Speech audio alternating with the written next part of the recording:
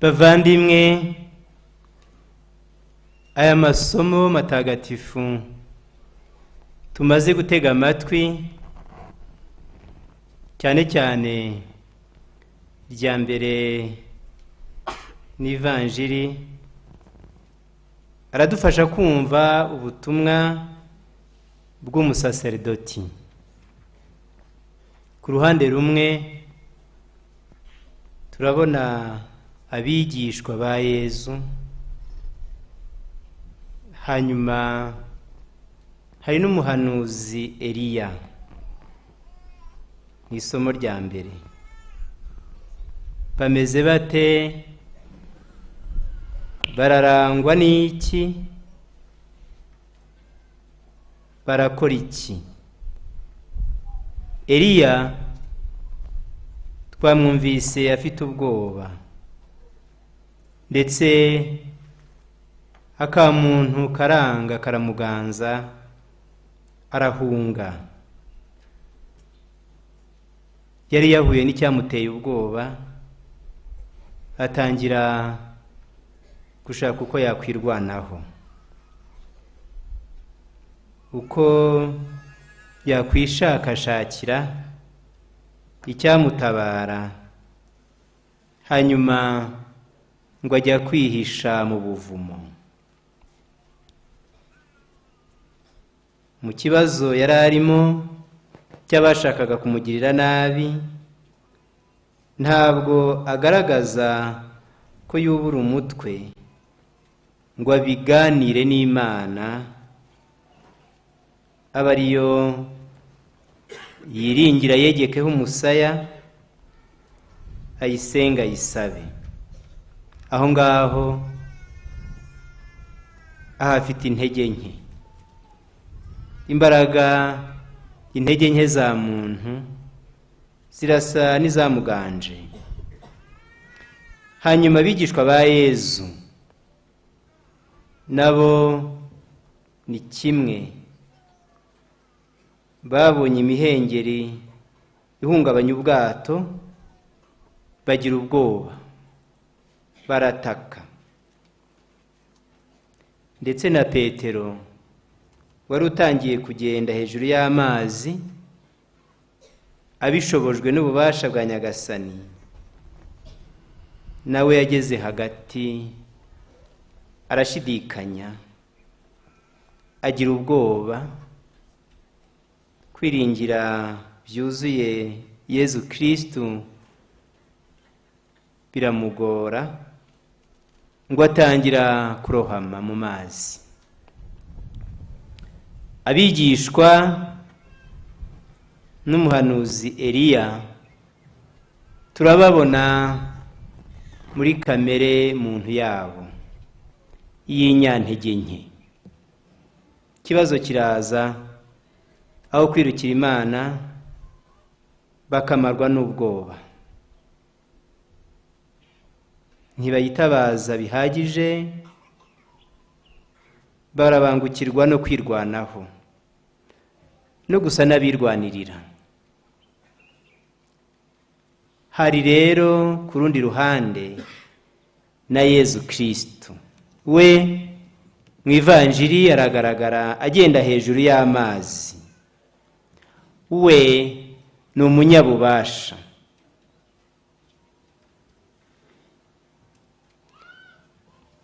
aragaragaza ububasha,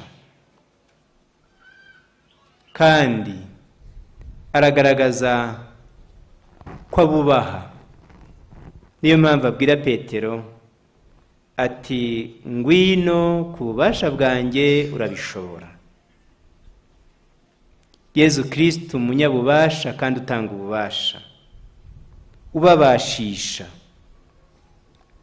Kandi ikindi, Nyagasani hari icyo avuga. Twumvise muri ya somo rya mbere n'umuhanuzi Eliya, Nyagasani yaraje ngo aramubwira, amusanga mu buvumo, mu bwihisho, aho yari yasinziriye. Nyagasani aramubwira ati, sohoka mu buvumo ujye hanze. mu ivanjiri naho twumvise ijambo rya Nyagasani abwira abigishwa be, ijambo ryiza koko, inkuru nziza, ati nimuhumure mwigire ubwoba, nijye uri kumwe namwe, ndahari ndi kumwe namwe. Bavandimwe, muri aya masomo dukuremo ingingo z'inyigisho nk'eshatu zirebana n'ubuzima n'ubutumwa bw'umusaserdoti. Muri uyu mwanya turimo duhimbaza iyo ngabire y'ubusaserdoti. Inyigisho ya mbere ni uko umusaserdoti ari umukene, kimwe n'abandi bene muntu bose ni umunyantege nke. Yatabarwa gusa, yashobozwa gusa, yabashishwa gusa n'Imana. Imana niyakesha, niyacungiraho. Igishuko gikomeye mu buzima bw'intore y'Imana yose gishobora kumunga roho ni ugutakaza uwo mubano, icyo cyizere ku Mana. Mu byo arimo, mu byo akora, akifashisha umutwe we gusa, imitekerereze ye gusa, ntiganishe ku Mana. Akibaza ibibazo by'imenamutwe, ariko akaba yabura uko abwira Imana. Cyaba ari igishuko, ni igishuko gikomeye. Umusaserdoti wese, intore y'Imana yose, yihatira kugendera kure, kugira ngo kitavaho kimufata kikamufungira mu buvumo bw'ubwoba, mu buvumo bw'umujinya, mu buvumo bw'agahinda, mu buvumo bw'ubwikunde n'ibindi. Inyigisho ya kabiri ni isengesho. Twumvise mu ivanjiri Yezu ngo yabategetse kujya mu bwato, we ariherera arasenga. Yezu Kristu usenga, kugira ngo abatoze, babirebe, bamurebereho, bumve, bemere, batore ko umuco wo gusenga ariyo soko, intsinzi y'ibindi byose, na ya kamere ya muntu y'inyantege nke. Isengesho, gufata umwanya wo kwihererana n'Imana, akitarura rubanda, akaba ari wenyine. Padiri ufata umwanya akawubona ntawubure, ngo aheranwe n'imirimo, wenyine imbere y'Imana, akabanza akaganira nayo mbere yo kujya kuvugira Imana mu nyigisho aha abakristo. Inyigisho ya gatatu dukuramo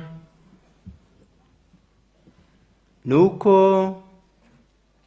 ibizazane, imbogamizi n'ingorane twahinira muri iri jambo twumvise, imihengeri itazabura mu buzima bw'intore y'Imana. Ariko Yezu Kristu we agahora aharengeye, agahora iruhande rwayo, ngo amuhe ububasha bwo kugendera hejuru y'amazi. Kugendera hejuru y'amazi mu mvugo ya Bibiliya ni ukugenda hejuru y'ibitari byiza, akabirengera, akabitegeka, akajya hejuru yabyo. Nyagasani yategetse abigishwa kujya mu bwato. Aho ngaho ababwiye kujya bahahurira ngo n'imihengeri ikaze, ndetse ubwato bugashaka kurohama. Nibwo batangiye kugira ubwoba, baratabaza. Nyagasani iyo usomye ivanjiri ubona asa n'uwabigize nkana, ngo nimugende mu bwato. Hanyuma bahageze bahahurira n'imihengeri. Yashatse kubacisha muri iryo shuri ry'ibigeragezo kugira ngo babe abagabo, kugira ngo basukurwe n'ibigeragezo bakomere. Mu busaserdoti hasharazemo umusaraba. Ntidugatinye kubivuga, ntabwo twatinya kubivuga. Mu busaserdoti hasharazemo umusaraba, hasharazemo ubwitange, hasharazemo kuvunika, hasharazemo kwihara, rimwe na rimwe ndetse no kwemera gusuzugurwa, kutumvwa n'abantu, kudahabwa agaciro uko twabyifuzaga. Harimo no kubabara mu busaserdoti. Ubusaserdoti si umunyenga. Ubutumwa bwa gisaserdoti burimo ibyishimo byo kubana n'Imana no kuyihereza no kwitangira abandi. Ariko ibyo byose ntibiburamo uwo musaraba nk'ikimenyetso cya Kristo, ikimenyetso cy'urukundo rwitanga. Ibyo bigeragezo Imana ikunze kubikoresha ngo ikomeze ukwemera kw'intore yayo. Imbaraga za padiri si ubushobozi bundi yaba afite yavana mu byo yize, cyangwa se ubunararibonye gusa yavana mu kuba yarabonye byinshi, akabona ibintu agasubira ibindi, akaba umuntu w'umushishozi. Birafasha, nibyo Nyagasani aheraho, ariko ikiri imbere, ikibihatse byose ni uko ari kumwe na Yezu. Niwe nyir'ububasha, niwe umubashisha, niwe yirukira, niwe atakira, niwe atabaza, niwe agisha inama, niwe ahora iteka arangamiye kugira ngo amubashishe. Bavandimwe, dukomeze imihango mitagatifu nk'uko twayitangiye, duhugutse, tuyobowe na Roho w'Imana.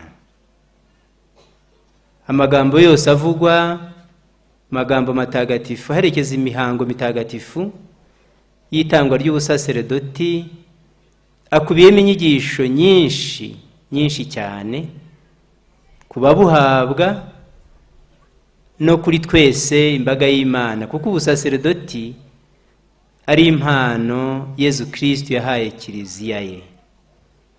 Turahuguka rero twitonze, dukurikirane neza imihango mitagatifu kugira ngo twumve neza kandi tuharonkere natwe inema dukeneye. Ku izina ry'Imana Data na Mwana na Roho Mutagatifu.